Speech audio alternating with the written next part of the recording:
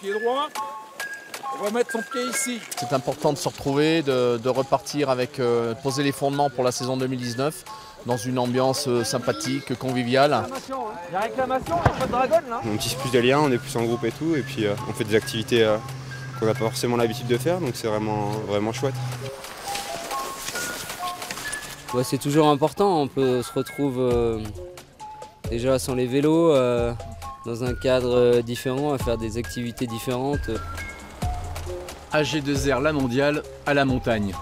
Pas pour une étape du Tour, mais pour un tour d'horizon de toute l'équipe.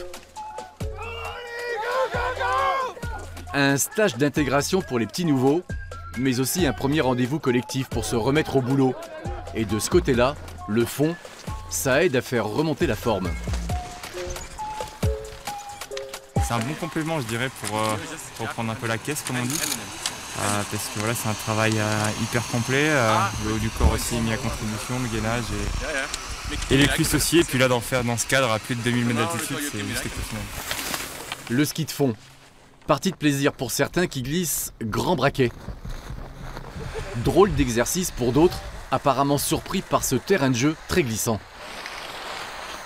J'ai cassé le ski là dans la première descente, du coup une petite chute et voilà. C'était pas facile les conditions avec la neige et la glace. Quand tu sais pas trop faire de skating, c'est pas évident. Descendre une piste de ski alpin en skating, c'est pas dû à tout le monde. Fond pour les uns, fat bike pour les autres. Chasser le naturel, il revient au vélo. Côte à côte, Benoît Cosnefroy et Clément Chevrier n'ont pas pu résister à la tentation de goûter à la version bibendum de leur outil de travail habituel.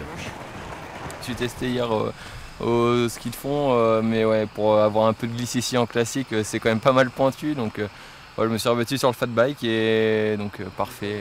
Ouais, c'est une découverte pour moi, c'était vraiment sympa. Du fat bike électrique? Électrique, ouais. Mais bon, vu qu'on est un peu compétiteur et puis on est un peu là aussi pour travailler, on s'amuse à débrancher l'assistance électrique et puis à se faire mal aux jambes, à retrouver un peu de sensation. Lui, c'est le chasseur d'équipe, lui. Ça se voit pas, hein. La colo dans les Alpes aura un prolongement en Espagne. Un dernier rendez-vous avec l'équipe au complet. Après, la saison 2019 pourra commencer avec l'espoir d'être le plus souvent possible sur les podiums à l'arrivée.